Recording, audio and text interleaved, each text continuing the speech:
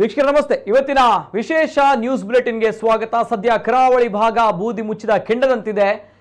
ತಿಂಗಳುಗಳ ಅಂತರದಲ್ಲೇ ಕರಾವಳಿಯಲ್ಲಿ ಅಹಿತಕರ ಘಟನೆಗಳು ನಡೀತಾ ಇದೆ. ಒಂದರ ಹಿಂದೊಂದರಂತೆ ಘಟನೆಗಳು, ನಿಷೇಧಾಜ್ಞೆಗಳು, ಇವೆಲ್ಲದರ ಜೊತೆಗೆ ಕರಾವಳಿ ಭಾಗದ ಪೊಲೀಸ್ ಡಿಪಾರ್ಟ್ಮೆಂಟ್ ಸ್ವಲ್ಪ ಟೈಟ್ ಆಗಬೇಕು, ಇಲ್ಲಿರುವಂತಹ ಪೊಲೀಸ್ ಡಿಪಾರ್ಟ್ಮೆಂಟ್ ಸ್ವಲ್ಪ ಕೆಲಸವನ್ನ ಗಟ್ಟಿಯಾಗಿ ಮಾಡಬೇಕು ಅನ್ನುವಂತಹ ಬಹಳ ದಿನಗಳ ತಿಂಗಳುಗಳ ಕೂಗು ಈಗ ಕರಾವಳಿ ಭಾಗದ ಪೊಲೀಸ್ ಇಲಾಖೆಗೆ ಮೇಜರ್ ಸರ್ಜರಿ ಆಗಿದೆ. ಕರಾವಳಿ ಭಾಗದ ಪೊಲೀಸ್ ಇಲಾಖೆಗೆ ಮೇಜರ್ ಸರ್ಜರಿ ಆಗಿದೆ. ಅಂತಿಂತ ಸರ್ಜರಿ ಅಲ್ಲ.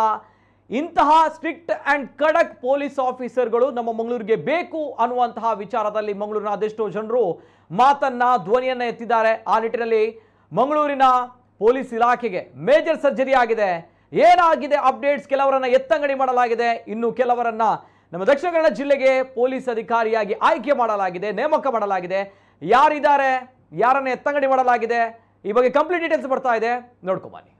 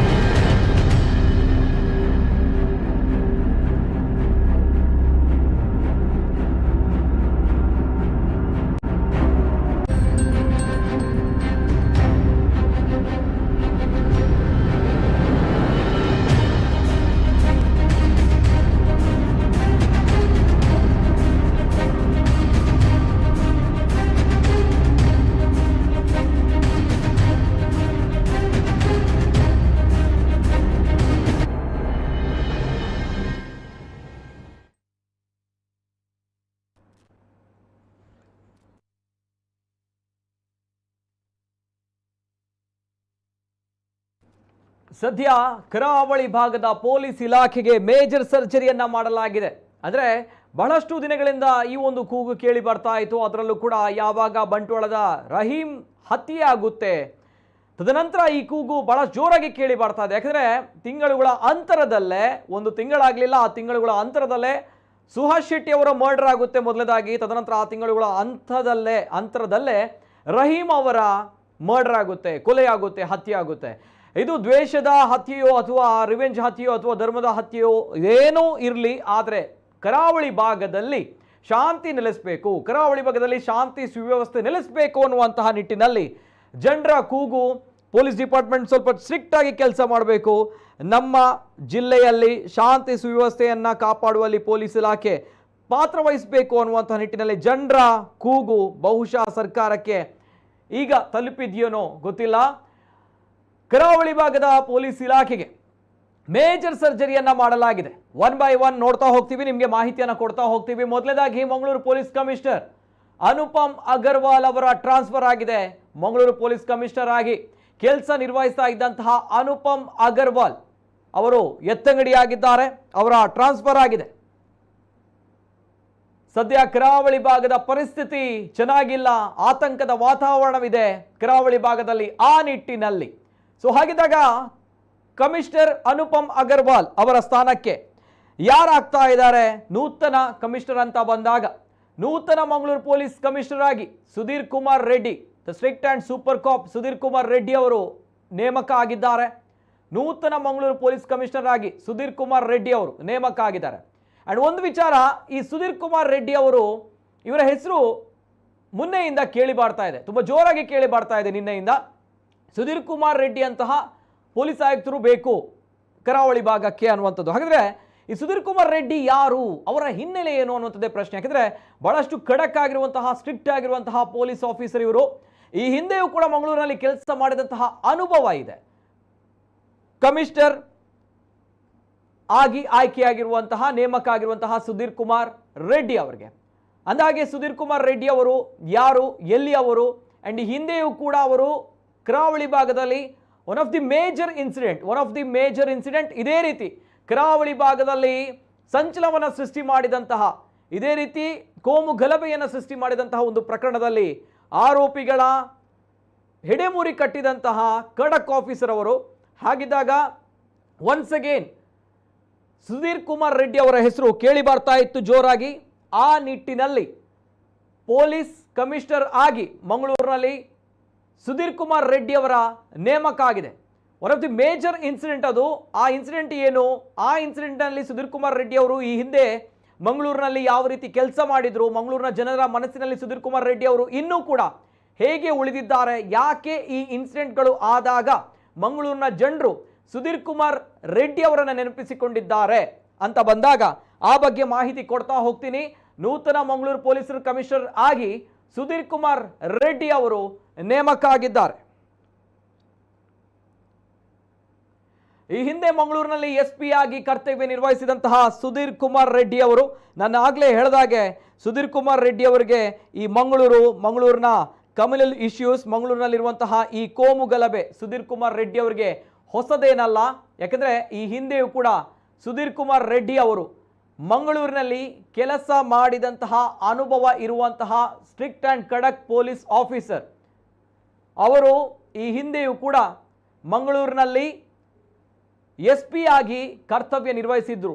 ಆಗಲೇ ಹೇಳಿದಾಗೆ ಮಂಗಳೂರಿನ ಬಗ್ಗೆ ಅವರಿಗೆ ಚೆನ್ನಾಗಿ ಗೊತ್ತಿದೆ. ಮಂಗಳೂರಿನಲ್ಲಿ ಯಾವ ರೀತಿ ಕೆಲಸಗಳು ಆಗುತ್ತೆ, ಕೆಲಸಗಳು ಮಾಡಬಹುದು, ಯಾವ ರೀತಿಯಲ್ಲಿರುವಂತಹ ಕಮ್ಯುನಲ್ ಇಶ್ಯೂಸ್ಗಳನ್ನು ಮಟ್ಟ ಹಾಕಬಹುದು ಅನ್ನುವಂಥ ನಿಟ್ಟಿನಲ್ಲಿ ಸುಧೀರ್ ಕುಮಾರ್ ರೆಡ್ಡಿ ಅವರಿಗೆ ಗೊತ್ತಿದೆ. ಯಾಕಂತ ಬಂದಾಗ ಈ ಹಿಂದೆ ಮಂಗಳೂರಿನಲ್ಲಿ SP ಆಗಿ ಕೆಲಸ ಮಾಡಿದ್ರು ಸುಧೀರ್ ಕುಮಾರ್ ರೆಡ್ಡಿ ಅವರು. 2018ರಲ್ಲಿ ದಕ್ಷಿಣ ಕನ್ನಡ SP ಆಗಿ ಕೆಲವು ತಿಂಗಳುಗಳ ಕಾಲ ಕರ್ತವ್ಯ ನಿರ್ವಹಿಸಿದ್ರು ಸುಧೀರ್ ಕುಮಾರ್ ಶೆಟ್ಟಿ ಅವರು. 2018ರಲ್ಲಿ ದಕ್ಷಿಣ ಕನ್ನಡ ಜಿಲ್ಲೆಯ SP ಆಗಿ ಕೆಲವು ತಿಂಗಳುಗಳ ಕಾಲ ಕರ್ತವ್ಯ ನಿರ್ವಹಿಸಿದ್ರು ಸುಧೀರ್ ಕುಮಾರ್ ರೆಡ್ಡಿ ಅವರು.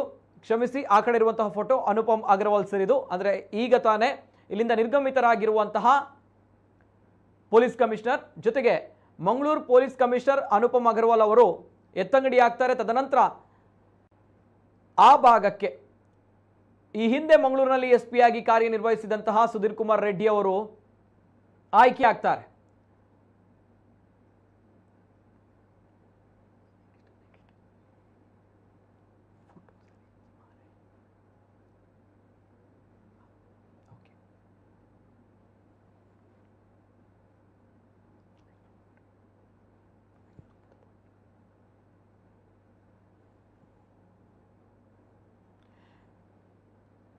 ಅದೇ ರೀತಿ ಬೆಂಗಳೂರಿನ ಆರ್ಥಿಕ ಅಪರಾಧಗಳ ವಿಭಾಗಕ್ಕೆ DIG ಆಗಿ ಅನುಪಮ್ ಅಗರ್ವಾಲ್ ಅವರು ವರ್ಗಾವಣೆಯಾಗಿದ್ದಾರೆ.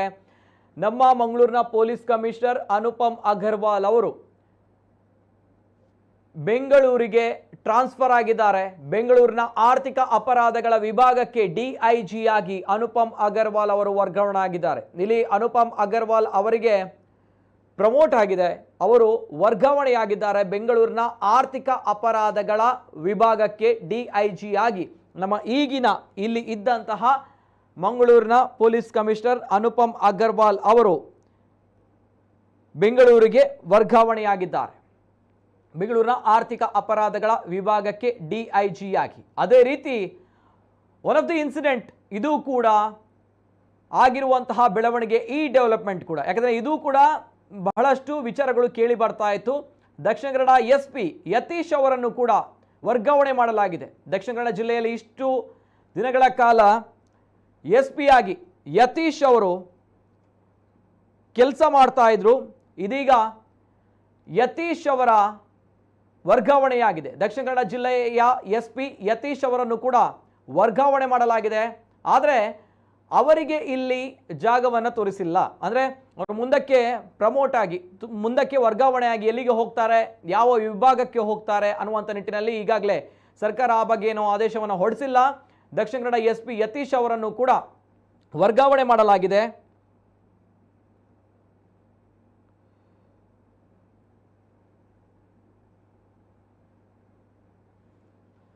ಜೊತೆಗೆ ದಕ್ಷಿಣ ಕನ್ನಡ SP ಜಾಗಕ್ಕೆ ಉಡುಪಿಯಲ್ಲಿ SP ಆಗಿದ್ದ ಡಾಕ್ಟರ್ ಅರುಣ್ ಕೆ ನೇಮಕ ಆಗಿದ್ದಾರೆ. ಇದು one of the major updates. Dakshina Kannada SP ಜಾಗಕ್ಕೆ ಉಡುಪಿ SP ಆಗಿದ್ದಂತಹ ಡಾಕ್ಟರ್ ಅರುಣ್ ಕೆ ಅವರು ನೇಮಕ ಆಗಿದ್ದಾರೆ. ಡಾಕ್ಟರ್ ಅರುಣ್ ಕೆ ಅವರ ಹೆಸರು ಈ ಹಿಂದಿನಿಂದಲೂ ಕೂಡ ಕರಾವಳಿ ಭಾಗದಲ್ಲಿ ಬಹಳಷ್ಟು ಸೌಂಡ್ ಮಾಡ್ತಾ ಇದೆ, ಬಹಳಷ್ಟು ಸುದ್ದಿ ಮಾಡ್ತಾ ಇದೆ.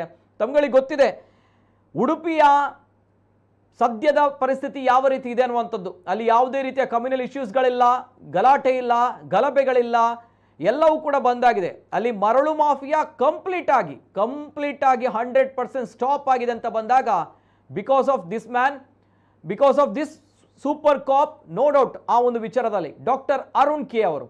ಜೊತೆಗೆ ಅಲ್ಲಿ ಮರಳು ಮಾಫಿಯಾ, ಮರಳು ದಂಧೆ ಸಂಪೂರ್ಣವಾಗಿ ಅವರು ನಿಲ್ಲಿಸಿದ್ದಾರೆ. ಎಷ್ಟೇ ದೊಡ್ಡ ಇನ್ಫ್ಲುಯೆನ್ಸ್ ಬರಲಿ, ಎಷ್ಟೇ ದೊಡ್ಡ ವಿಚಾರಗಳು ಬರಲಿ, ಆದರೆ ಅದನ್ನು ಕಟ್ಟುನಿಟ್ಟಾಗಿ ಕಂಟ್ರೋಲ್ ಮಾಡಿದಂತಹ ಸೂಪರ್ ಕಾಪ್ ಡಾಕ್ಟರ್ ಅರುಣ್ ಕೆ ಅವರು. ಅದೇ ರೀತಿ ಅಲ್ಲಿ ತಮಗೆ ಗೊತ್ತಿರ್ಬೋದು, ಈ ಕೋಳಿ ಅಂಕದ ವಿಚಾರವಾಗಿಯೂ ಕೂಡ ಬಹಳಷ್ಟು ಚರ್ಚೆಗಳಾಗಿತ್ತು ಉಡುಪಿ ಭಾಗದಲ್ಲಿ. ಅಲ್ಲೂ ಕೂಡ ಕಟ್ಟುನಿಟ್ಟಿನ ಒಂದು ನಿಲುವನ್ನು ತೆಗೆದುಕೊಂಡಂತಹ ಪೊಲೀಸ್ ಆಫೀಸರ್ ಅಂತ ಬಂದಾಗ ಅದು ಡಾಕ್ಟರ್ ಅರುಣ್ ಕೆ ಅವರು. ಹಾಗಿದ್ದಾಗ ಉಡುಪಿಯಲ್ಲಿ ಬಹಳಷ್ಟು ಸ್ಟ್ರಿಕ್ಟ್ ಆಗಿ, ಜೊತೆಗೆ ಅದೇ ರೀತಿ ಸರಿಯಾಗಿರುವಂತಹ ಕಾನೂನು ಸುವ್ಯವಸ್ಥೆಯನ್ನು ಕಾಪಾಡಿದಂತಹ ವ್ಯಕ್ತಿ ಡಾಕ್ಟರ್ ಅರುಣ್ ಕೆ. ಅಲ್ಲಿರುವಂತಹ ಗರುಡ ಗ್ಯಾಂಗ್ನ ಒಂದು ಪ್ರಕರಣ ಗೊತ್ತಿತ್ತಲ್ವ ತಮಗೆಲ್ಲರೂ ಕೂಡ. ಉಡುಪಿಯಲ್ಲಿ ಗರುಡ ಗ್ಯಾಂಗ್ ಬಹಳಷ್ಟು ಸುದ್ದಿ ಮಾಡಿತ್ತು, ಸದ್ದು ಮಾಡಿತ್ತು, ಪೊಲೀಸರಿಗೆ ಬಹಳಷ್ಟು ತಲೆನೋವಾಗಿದ್ದಂತಹ ಪ್ರಕರಣ ಗರುಡ ಗ್ಯಾಂಗ್ನ ಪ್ರಕರಣ. ಆ ಗರುಡ ಗ್ಯಾಂಗ್ನ ಪ್ರಕರಣವನ್ನು ಕೂಡ ಭೇದಿಸುವಲ್ಲಿ ಡಾಕ್ಟರ್ ಅರುಣ್ ಕೆ ಅವರು ಬಹಳಷ್ಟು ಪಾತ್ರವನ್ನು ಪ್ರಮುಖವಾಗಿ ವಹಿಸ್ತಾರೆ. ಇವೆಲ್ಲರ ಜೊತೆಗೆ ಎಲ್ಲರೂ ಹೇಳ್ತಾರೆ ಇವರಿಗೆ ಪಾರ್ಟಿ ಪಕ್ಷ ಅನ್ನುವಂತಹ ಭೇದ ಭಾವ ಇಲ್ಲ, ನೇರವಾಗಿ ಏನೇ ಆಗಲಿ ಕಾನೂನು ಅಂತ ಬಂದಾಗ ಕಾನೂನು, ಶಾಂತಿ ಸುವ್ಯವಸ್ಥೆ ಅಂತ ಬಂದಾಗ ಶಾಂತಿ ಸುವ್ಯವಸ್ಥೆ. ಸೊ ಎಲ್ಲ ವಿಚಾರದಲ್ಲಿ ಯಾವುದೇ ರೀತಿಯ ಬೌಂಡ್ರಿಗಳನ್ನು ಮೀರಿ ಕೆಲಸ ಮಾಡುವಂತಹ ವ್ಯಕ್ತಿ ಅಂತ ಬಂದಾಗ ಅದು doctor Arun K. Arun K ಅವರ ಹೆಸರು ಇಲ್ಲಿ ಯಾವಾಗ ದಕ್ಷಿಣ ಕನ್ನಡ ಜಿಲ್ಲೆಯ ಪರಿಸ್ಥಿತಿ ಸರಿಯಿಲ್ಲ ನೋಡಿ ಆವಾಗದಿಂದಲೇ ಕೇಳಿ ಬರ್ತಾ ಇತ್ತು, ನಮಗೆ ಇಂತಹ SP ಬೇಕು, ಇಂತಹ ಖಡಕ್ ಪೊಲೀಸ್ ಆಫೀಸರ್ ಬೇಕು, ಆವಾಗ ನಮ್ಮ ಜಿಲ್ಲೆಯಲ್ಲಿ ಶಾಂತಿ ನೆಲೆಸುತ್ತೆ ಅನ್ನುವಂತಹ ನಿಟ್ಟಿನಲ್ಲಿ ಬಹಳಷ್ಟು ಮಾತುಗಳು ಕೇಳಿ ಬರ್ತಾ ಇತ್ತು. ಆ ಹಿನ್ನೆಲೆ ದಕ್ಷಿಣ ಕನ್ನಡ SP ಜಾಗಕ್ಕೆ ಉಡುಪಿಯಲ್ಲಿ SP ಆಗಿದ್ದ ಡಾಕ್ಟರ್ ಅರುಣ್ ಕೆ ಅವರು ನೇಮಕ ಆಗಿದ್ದಾರೆ. ಸೊ ಹಾಗಿದ್ದಾಗ ಡಾಕ್ಟರ್ ಅರುಣ್ ಕೆ ಅವರು ನೇಮಕ ಆಗಿದ್ದಾರೆ ಅಂತ ಬಂದಾಗ ಉಡುಪಿಯ ಕಥೆ ಏನು, ಉಡುಪಿಯಲ್ಲಿ ಹಾಗಾದ್ರೆ SP ಯಾರು ಅನ್ನುವಂತಹ ಪ್ರಶ್ನೆ. ಉಡುಪಿಯಲ್ಲಿ ದಕ್ಷ ಅಧಿಕಾರಿ ಎಂದು ಹೆಸರು ಮಾಡಿದಂತಹ ಅರುಣ್ ಕೆ ಅವರು ಮಂಗಳೂರಿಗೆ ಅಂದರೆ ದಕ್ಷಿಣ ಕನ್ನಡ ಜಿಲ್ಲೆ SP ಆಗಿ ನೇಮಕ ಆಗ್ತಾರೆ. ಹಾಗಿದ್ದಾಗ ಉಡುಪಿಗೆ SP ಹುದ್ದೆಗೆ one of the promising and also ನಮ್ಮ ಕರಾವಳಿ ಭಾಗದಲ್ಲಿ ಬಹಳಷ್ಟು ಸಂಚಲನವನ್ನು ಸೃಷ್ಟಿ ಮಾಡಿದಂತಹ ದಕ್ಷ ಪೊಲೀಸ್ ಆಫೀಸರ್ ಹರಿರಾಮ್ ಶಂಕರ್ ಅವರನ್ನು ನೇಮಕ ಮಾಡಲಾಗಿದೆ ಉಡುಪಿಗೆ. ಹರಿರಾಮ್ ಶಂಕರ್ ಅಂತ ಬಂದಾಗ ಅವರು ಕರಾವಳಿ ಭಾಗಕ್ಕೆ ಹೊಸದೇನಲ್ಲ, ಯಾಕಂದರೆ ಈ ಹಿಂದೆಯೂ ಕೂಡ ಕರಾವಳಿ ಭಾಗದಲ್ಲಿ ಕೆಲಸ ಮಾಡುವುದರ ಜೊತೆಗೆ ಅವರು ಈ ಭಾಗದ ಜನರಿಂದ ಜನಸ್ನೇಹಿ ಆಫೀಸರ್ ಅನ್ನುವಂತಹ ಹೆಸರನ್ನು ಪಡೆದುಕೊಂಡು ಅದೇ ರೀತಿ ದಕ್ಷ ಸೇವೆಯನ್ನು ಮಾಡಿ ಎಲ್ಲರ ಜೊತೆ ಫ್ರೆಂಡ್ಲಿ ಪೊಲೀಸಿಂಗ್ ಮಾಡಿದಂತಹ ವ್ಯಕ್ತಿ ಅದು ಹರಿರಾಮ್ ಶಂಕರ್ ಅವರು. ಅಂತಹ ದಕ್ಷ ಖಡಕ್ ಪೊಲೀಸ್ ಆಫೀಸರ್ ಉಡುಪಿಗೆ SP ಆಗಿ ಆಯ್ಕೆಯಾಗಿದ್ದಾರೆ. ಹರಿರಾಮ್ ಶಂಕರ್ ಅವರ ನೇತೃತ್ವದಲ್ಲಿ ಪ್ರಮುಖವಾಗಿ ಕರಾವಳಿ ಭಾಗದಲ್ಲಿ ಬಹಳಷ್ಟು ಶಾಂತಿ ಸುವ್ಯವಸ್ಥೆ ಜೊತೆಗೆ ಇಲ್ಲಿರುವಂತಹ ಕಾನೂನು ಸುವ್ಯವಸ್ಥೆಯ ವಿಚಾರದಲ್ಲಿ ಒಳ್ಳೆಯ ಕ್ರಮಗಳನ್ನು ಅವರು ಈ ಹಿಂದೆ DCP ಆಗಿ ಮಂಗಳೂರಿನಲ್ಲಿ ಕೆಲಸ ಮಾಡಿದಂತಹ ಸಂದರ್ಭ ದಕ್ಷ ಅಧಿಕಾರಿಯಾಗಿ ಅವರು ಸೇವೆಯನ್ನು ಸಲ್ಲಿಸಿ ಹೆಸರುವಾಸಿಯಾಗಿದ್ದರು. ಇದೀಗ ಉಡುಪಿ SP ಆಗಿ ಹರಿರಾಮ್ ಶಂಕರ್ ಅವರನ್ನು ನೇಮಕ ಮಾಡಲಾಗಿದೆ.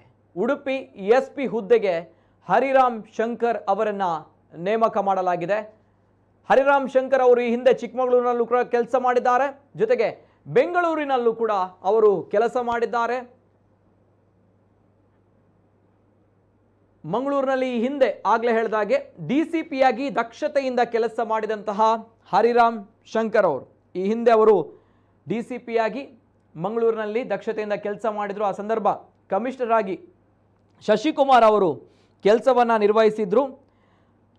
ಇದೀಗ DCP ಆಗಿ ಈ ಹಿಂದೆ ಮಂಗಳೂರಿನಲ್ಲಿ ಕೆಲಸ ಮಾಡಿದಂತಹ ಹರಿರಾಮ್ ಶಂಕರ್ ಅವರು ಮತ್ತೆ ದಕ್ಷಿಣ ಕನ್ನಡ ಜಿಲ್ಲೆ ಅಲ್ಲ ಉಡುಪಿಗೆ ಕರಾವಳಿ ಭಾಗದ ಉಡುಪಿ ಜಿಲ್ಲೆಗೆ SP ಆಗಿ ಅವರು ನೇಮಕ ಆಗಿದ್ದಾರೆ.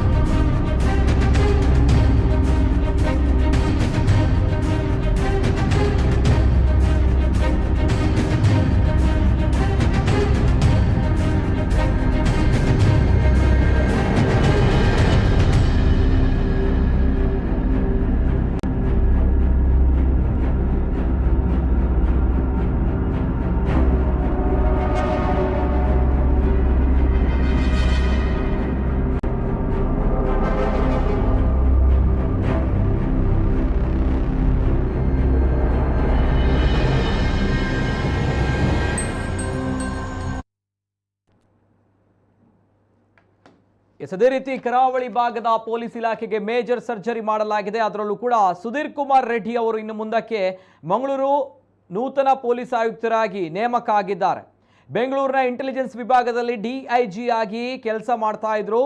ಇದಕ್ಕೂ ಹಿಂದೆ ಕರ್ನಾಟಕದ ಕೇಡರ್ ಬೇಡವೆಂದು ಆಂಧ್ರ ಪ್ರದೇಶಕ್ಕೆ ಡೆಪ್ಯುಟೇಷನ್ ಮೇಲೆ ಹೋಗಿದ್ದಂತಹ ಇವರು ಕೆಲವು ವರ್ಷಗಳ ಕಾಲ ಕೆಲಸ ಮಾಡಿ ಇತ್ತೀಚೆಗಷ್ಟೇ ಮರಳಿದ್ರು. ಈ ಹಿಂದೆ 2018ರಲ್ಲಿ ದಕ್ಷಿಣ ಕನ್ನಡ SP ಆಗಿ ಕೆಲವು ತಿಂಗಳುಗಳ ಕಾಲ ಕರ್ತವ್ಯವನ್ನು ನಿರ್ವಹಿಸಿದ್ರು ಸುಧೀರ್ ಕುಮಾರ್ ರೆಡ್ಡಿ ಅವರು. ಅದೇ ರೀತಿ ನಾನು ಆಗಲೇ ಒಂದು ವಿಚಾರವನ್ನು ಹೇಳಿದೆ, ಸುಧೀರ್ ಕುಮಾರ್ ರೆಡ್ಡಿ ಅವರಿಗೆ ಕರಾವಳಿ ಭಾಗ ಹೊಸತೇನಲ್ಲ, ಮಂಗಳೂರಿನ ಜನರಿಗೂ ಕೂಡ ಸುಧೀರ್ ಕುಮಾರ್ ರೆಡ್ಡಿ ಅವರು ಹೊಸತೇನಲ್ಲ.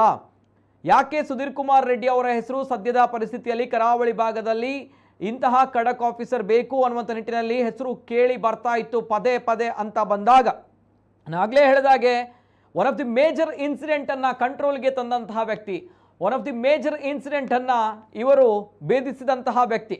ಅದು ಇದೇ ರೀತಿ ಕರಾವಳಿ ಭಾಗದಲ್ಲಿ ಕೋಮು ವಿಚಾರವಾಗಿ ನಡೆದಂತಹ ಘಟನೆ. BC ರೋಡ್ನಲ್ಲಿ RSS ಕಾರ್ಯಕರ್ತ ಶರತ್ ಮಡಿವಾಳ ಪ್ರಕರಣದಲ್ಲಿ ಮಿಂಚಿನ ಕಾರ್ಯಾಚರಣೆ ನಡೆಸಿದಂತಹ ದಕ್ಷ ಪೊಲೀಸ್ ಆಫೀಸರ್ ಇವರು. BC ರೋಡ್ನಲ್ಲಿ RSS ಕಾರ್ಯಕರ್ತರಾಗಿದ್ದಂತಹ ಶರತ್ ಮಡಿವಾಳ ಅವರ ಹತ್ಯೆ ಪ್ರಕರಣದಲ್ಲಿ ಕರಾವಳಿ ಆ ಸಂದರ್ಭ ಹೊತ್ತಿ ಉರಿದಿತ್ತು. ಕರಾವಳಿಯಲ್ಲಿ ಆ ಸಂದರ್ಭ ತುಂಬ ದೊಡ್ಡ ಮಟ್ಟದಲ್ಲಿ ಸಂಚಲನ ಸೃಷ್ಟಿ ಮಾಡಿತ್ತು. ಆ ಸಂದರ್ಭ ಆ ಪ್ರಕರಣವನ್ನು ಭೇದಿಸುವಲ್ಲಿ ಅಲ್ಲಿ ಮಿಂಚಿನ ಕಾರ್ಯಾಚರಣೆಯನ್ನು ನಡೆಸಿ ಆರೋಪಿಗಳನ್ನು ಹೆಡೆಮೂರಿ ಕಟ್ಟಿದಂತಹ ದಕ್ಷ ಪೊಲೀಸ್ ಆಫೀಸರ್ ಇದೇ ಸುಧೀರ್ ಕುಮಾರ್ ರೆಡ್ಡಿ ಅವರು. ಹಾಗಿದ್ದಾಗ ಸುಧೀರ್ ಕುಮಾರ್ ರೆಡ್ಡಿ ಅವರನ್ನ ನೂತನ ಮಂಗಳೂರು ಪೊಲೀಸ್ ಕಮಿಷನರ್ ಆಗಿ ನೇಮಕ ಮಾಡಲಾಗಿದೆ. ಶರತ್ ಮಡಿವಾಳ ಪ್ರಕರಣದಲ್ಲೂ ಕೂಡ ಪ್ರಮುಖವಾಗಿ ಕಾನೂನು ಸುವ್ಯವಸ್ಥೆಯನ್ನು ಕಾಪಾಡುವಲ್ಲಿ ಪ್ರಮುಖ ಪಾತ್ರ ವಹಿಸಿದಂತಹ ಇದೇ ಸುಧೀರ್ ಕುಮಾರ್ ರೆಡ್ಡಿ ಅವರು ಇದೀಗ ಕಮಿಷನರ್ ಆಗಿ ಮಂಗಳೂರಿಗೆ ಆಯ್ಕೆಯಾಗಿದ್ದಾರೆ, ನೇಮಕ ಆಗಿದ್ದಾರೆ. ಜೊತೆಗೆ ಮತ್ತಷ್ಟು ಅಪ್ಡೇಟ್ಸ್ಗಳಿವೆ, ನಾನು ಅದನ್ನು ಕೊಡ್ತಾ ಹೋಗ್ತೀನಿ. ಅದೇ ರೀತಿ ನಮ್ಮ ಜೊತೆ ದೂರವಾಣಿ ಸಂಪರ್ಕದಲ್ಲಿ ಹಿರಿಯ ಪತ್ರಕರ್ತರು ಜಿತೇಂದ್ರ ಕುಂದೇಶ್ವರ್ ಇದ್ದಾರೆ. ಜಿತೇಂದ್ರ ಕುಂದೇಶ್ವರ್, ನಮಸ್ತೆ ಸರ್. ನಮಸ್ಕಾರ ನಿತಿನ್, ಹೇಳಿ. ಸದ್ಯ ಕರಾವಳಿ ಭಾಗದಲ್ಲಿ ಪೊಲೀಸ್ ಇಲಾಖೆಗೆ ಮೇಜರ್ ಸರ್ಜರಿ ಆಗಿದೆ.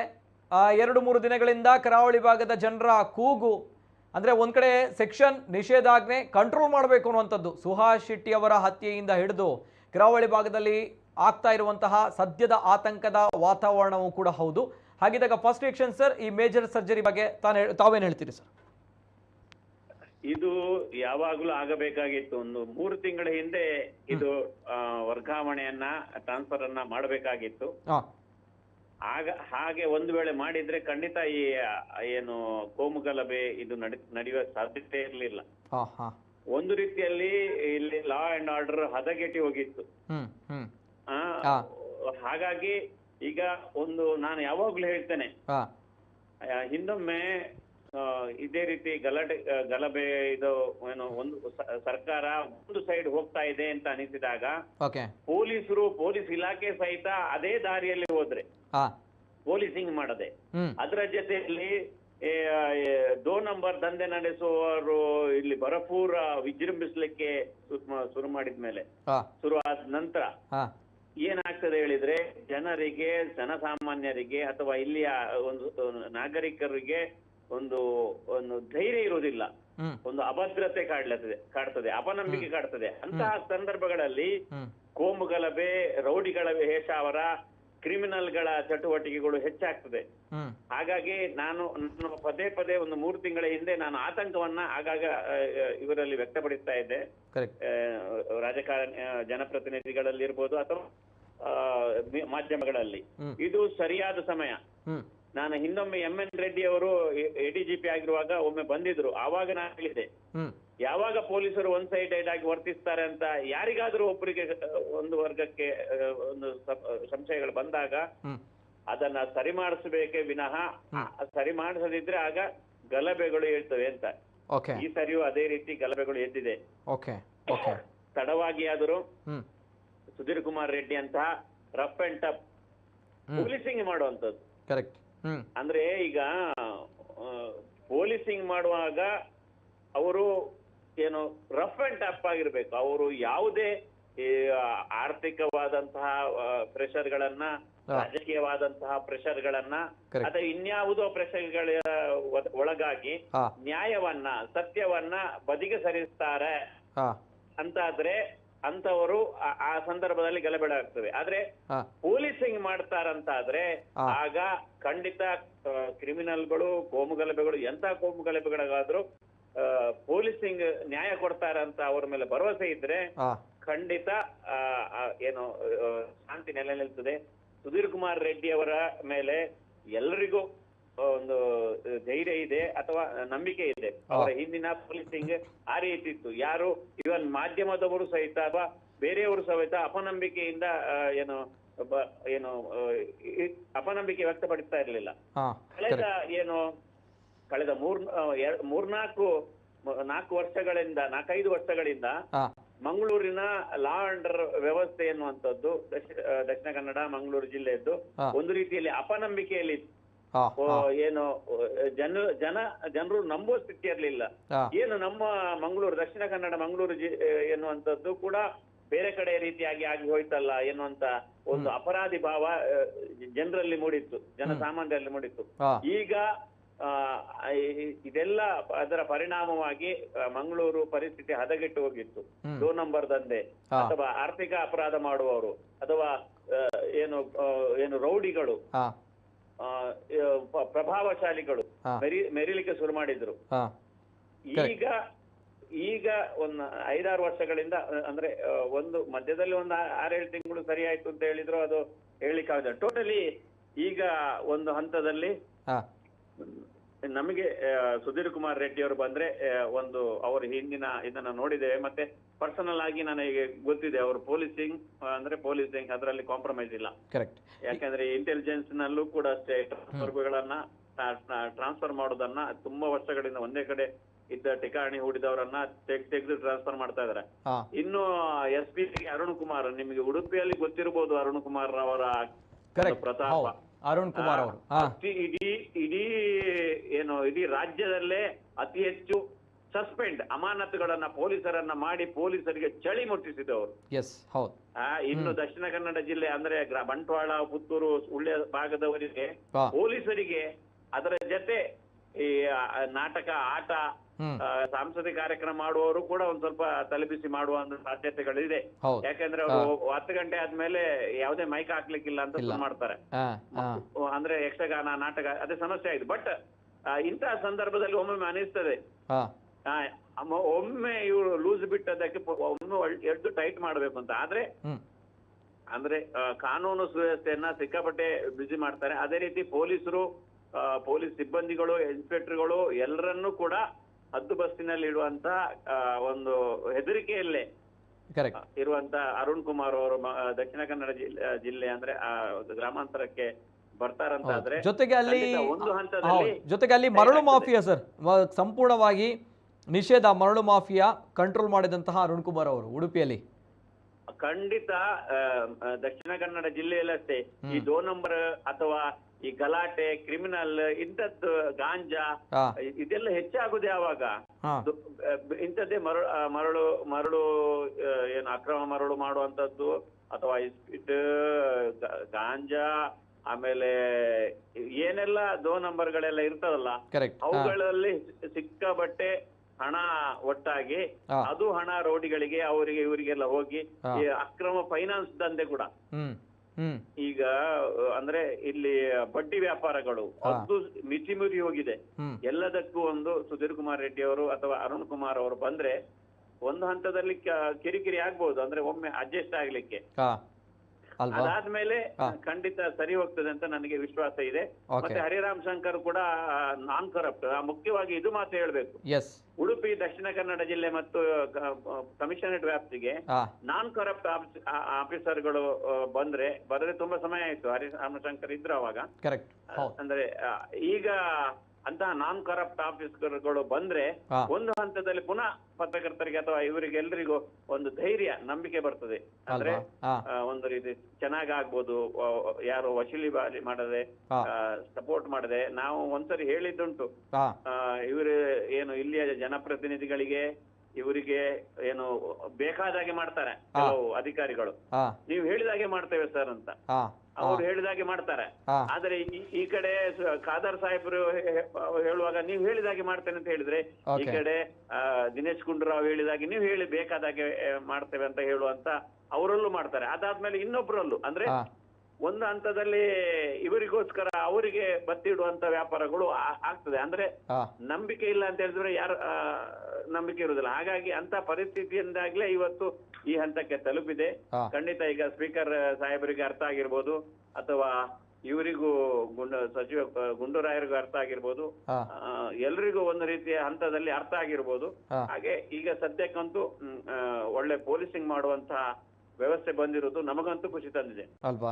ಜೊತೆಗೆ ಇಲ್ಲಿ ಪ್ರಮುಖವಾಗಿ ಒಂದ್ ಕಡೆ ಈ ಹಿಂದಿನ SP ಅವರು ಯತೀಶ್ ಅವರಿಗೆ ಏನು ಅನ್ನೋದು ತೋರಿಸಲಿಲ್ಲ ಹುದ್ದೆ ಇನ್ನೂ ಕೂಡ.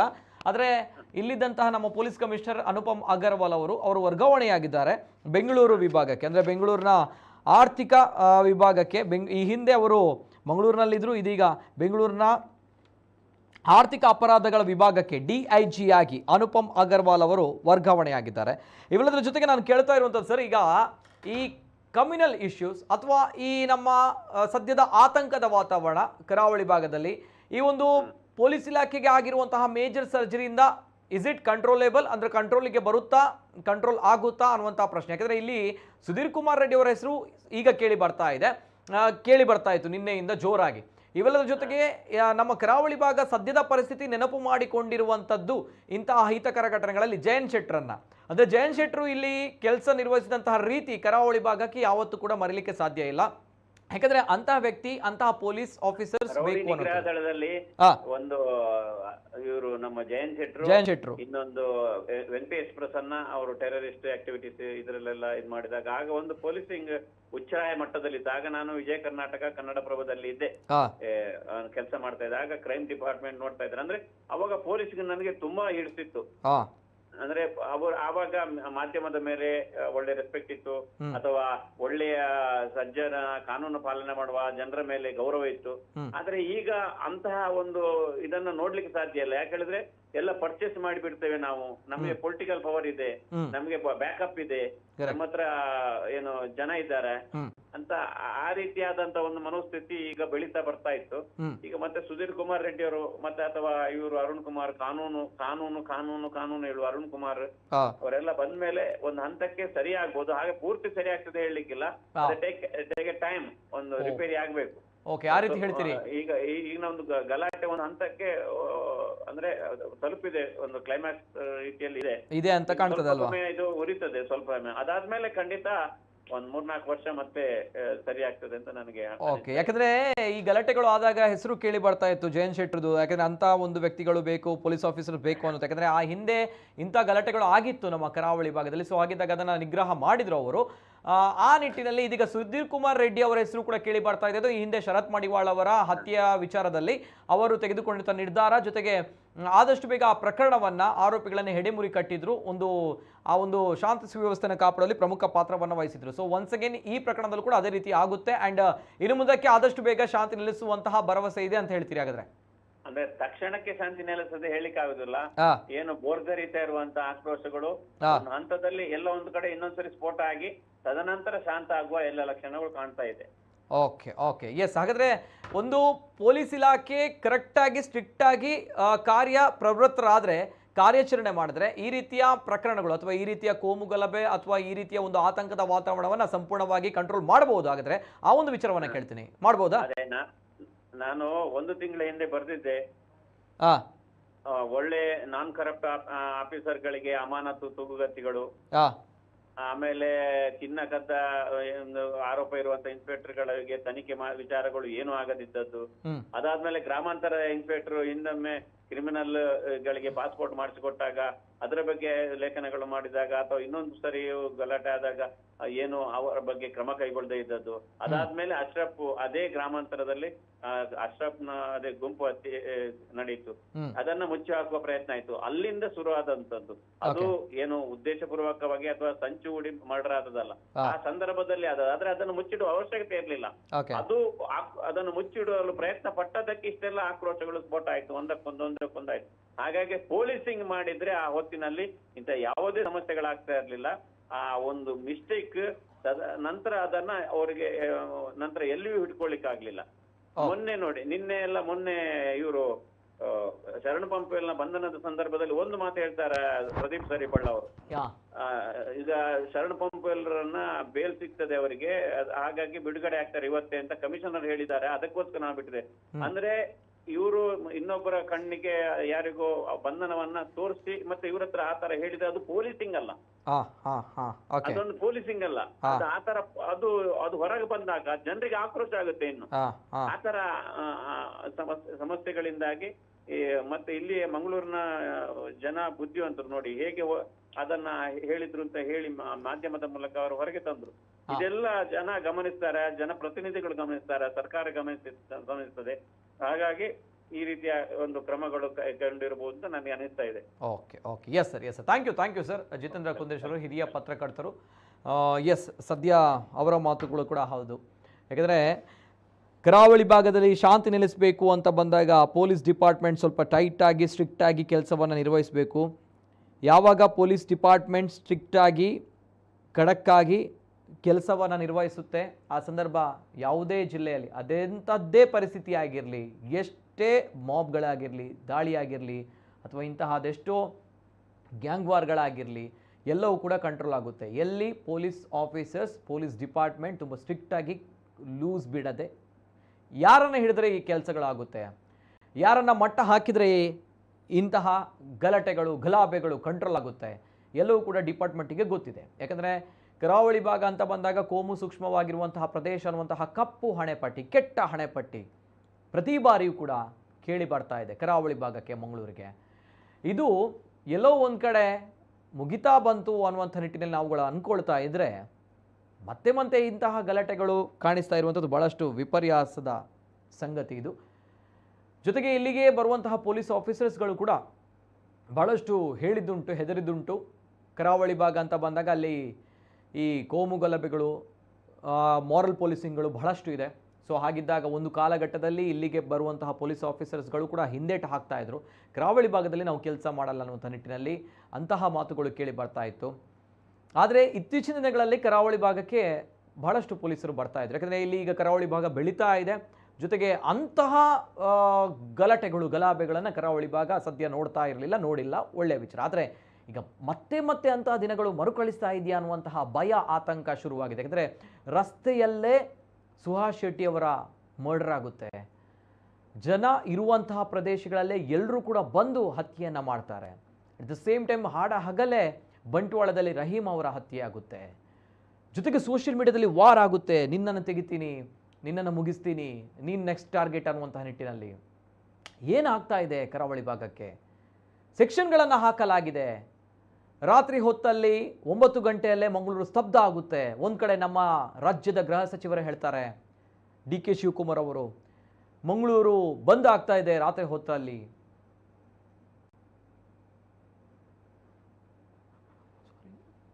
ರಾತ್ರಿ ಹೊತ್ತು ಬಂದಾಗುತ್ತೆ ಮಂಗಳೂರಿನಲ್ಲಿ. ಇದನ್ನೆಲ್ಲ ನಾವುಗಳು ಕಂಟ್ರೋಲ್ ಮಾಡಬೇಕು ಅನ್ನುವಂಥ ನಿಟ್ಟಿನಲ್ಲಿ DCM ಆಗಿರುವಂತಹ DK ಶಿವಕುಮಾರ್ ಅವರು ಹೇಳ್ತಾರೆ. ಆದರೆ ಇದು ಕಂಟ್ರೋಲ್ ಮಾಡೋದಲ್ಲ, ವ್ಯಾಪಾರ ವಹಿವಾಟುಗಳು ರಾತ್ರಿ ಹೊತ್ತಲ್ಲಿ ಆಗಬೇಕು ಅನ್ನುವಂಥದ್ದು DCM ಹೇಳ್ತಾರೆ. ಆದರೆ ಇಲ್ಲಿ 9 ಗಂಟೆ ಹೊತ್ತಲ್ಲೇ ಮಂಗಳೂರು ಕ್ಲೋಸ್ ಆಗ್ತಾ ಇದೆ. 9 ಗಂಟೆ ರಾತ್ರಿ ಹೊತ್ತಲ್ಲೇ ವ್ಯಾಪಾರ ಮಾಡುವಂಥ ಅದೆಷ್ಟು ಬದಿ ವ್ಯಾಪಾರಿಗಳು, ಅದೆಷ್ಟು ಹೋಟೆಲ್ಗಳು, ಅದೆಷ್ಟು ಕಾರ್ಯನಿರ್ವಹಿಸುವಂತಹ ಅಂಗಡಿ ಮುಂಗಟ್ಟುಗಳು ಎಲ್ಲವೂ ಕೂಡ 9 ಗಂಟೆ ಹೊತ್ತಲ್ಲಿ ಬಂದಾಗುತ್ತೆ. ಅಂದರೆ ಇಂತಹ ಗಲಭೆಗಳು ಎಫೆಕ್ಟ್ ಆಗುವಂಥದ್ದು ನೇರವಾಗಿ ಸಾಮಾನ್ಯನ ಮೇಲೆ, ಅಂದರೆ ಜನಸಾಮಾನ್ಯನ ಮೇಲೆ, ಜನಸಾಮಾನ್ಯನಿಗೆ ಕಷ್ಟ ಆಗುವಂಥದ್ದು. ಆ ನಿಟ್ಟಿನಲ್ಲಿ ಇದನ್ನು ಕಂಟ್ರೋಲ್ ಬರಬೇಕು ಅನ್ನುವಂಥದ್ದು ಬಹಳಷ್ಟು ಜನರು ಹೇಳ್ತಾರೆ. ಹೇಗೆ ಕಂಟ್ರೋಲ್ ಬರುತ್ತೆ ಅಂತ ಬಂದಾಗ ಸ್ಟ್ರಿಕ್ಟ್ ಆಗಿರುವಂತಹ ಪೊಲೀಸ್ ಡಿಪಾರ್ಟ್ಮೆಂಟ್ನ ಕೆಲವು ಆ್ಯಕ್ಷನ್ಗಳಿಂದ ಮಾತ್ರ ಸಾಧ್ಯ. ಸೊ ಆ ನಿಟ್ಟಿನಲ್ಲಿ ಬಹಳಷ್ಟು ದಿನಗಳಿಂದ ಕೇಳಿ ಬರ್ತಾ ಇದ್ದಂತಹ ವಿಚಾರ, ಸ್ವಲ್ಪ ಮೇಜರ್ ಸರ್ಜರಿ ಆಗಬೇಕು ಕರಾವಳಿ ಭಾಗದ ಪೊಲೀಸ್ ಇಲಾಖೆಗೆ ಅನ್ನುವಂಥ ನಿಟ್ಟಿನಲ್ಲಿ. ಸೊ ಆ ನಿಟ್ಟಿನಲ್ಲಿ ಆಗಿರುವಂತಹ ಮೇಜರ್ ಅಪ್ಡೇಟ್ಸ್ ಇದು, ಮೇಜರ್ ಬದಲಾವಣೆ ಇದು. ಕರಾವಳಿ ಭಾಗದ ಪೊಲೀಸ್ ಇಲಾಖೆಗೆ ಮೇಜರ್ ಆಗಿರುವಂಥ ಸರ್ಜರಿಯನ್ನು ಮಾಡಲಾಗಿದೆ.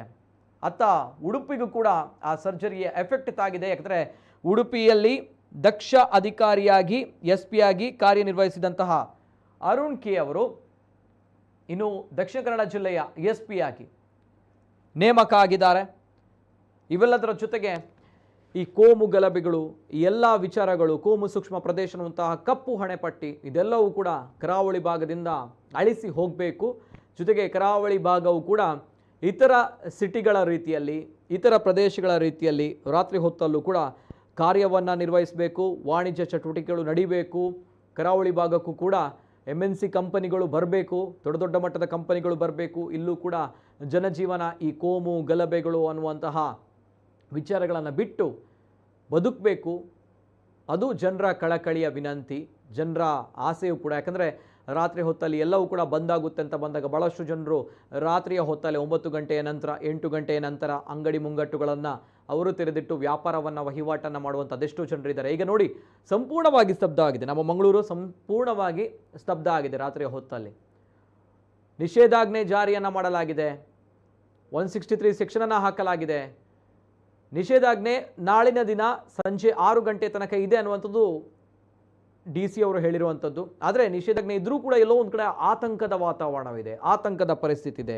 ಏನಾಗುತ್ತೆ ಅನ್ನುವಂತಹ ಭಯದಲ್ಲಿ ದಕ್ಷಿಣ ಕನ್ನಡ ಜಿಲ್ಲೆಯ ಜನರು ಬದುಕುವಂತಹ ಪರಿಸ್ಥಿತಿ ನಿರ್ಮಾಣ ಆಗಿದೆ ಅಂತ ಬಂದಾಗ, ಆ ನಿಟ್ಟಿನಲ್ಲಿ ಸರ್ಕಾರ ತೆಗೆದುಕೊಂಡಿರುವಂತಹ ಈ major updates, major development, major surgery ಪ್ರಸಕ್ತ ಕಾಲಘಟ್ಟದಲ್ಲಿ ಅತ್ಯವಶ್ಯಕವಾಗಿ ಬೇಕಾಗಿರುವಂಥದ್ದು ನಮ್ಮ ದಕ್ಷಿಣ ಕನ್ನಡ ಜಿಲ್ಲೆಗೆ.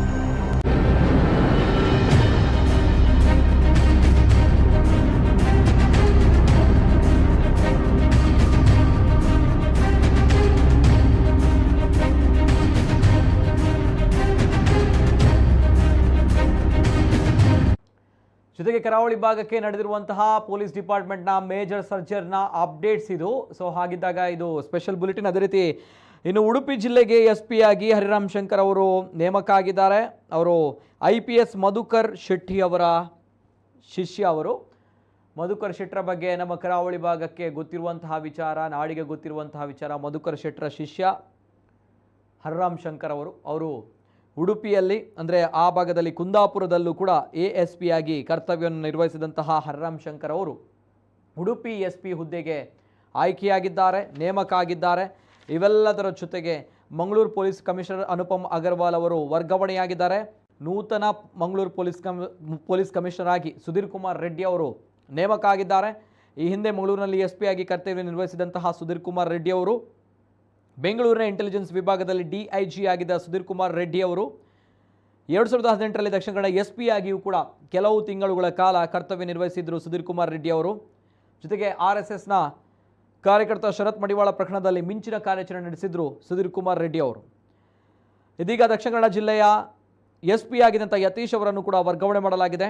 ಆದರೆ ಅವರಿಗೆ ಯಾವ ಜಾಗ ಇನ್ನು ಮುಂದಕ್ಕೆ ತೋರಿಸಿಲ್ಲ. ಅದೇ ರೀತಿ ದಕ್ಷಿಣ ಕನ್ನಡ SP ಜಾಗಕ್ಕೆ ಉಡುಪಿಯಲ್ಲಿ SP ಆಗಿ ಕಾರ್ಯನಿರ್ವಹಿಸಿದ್ದಂತಹ ಡಾಕ್ಟರ್ ಅರುಣ್ K ಅವರ ನೇಮಕ ಆಗಿದೆ.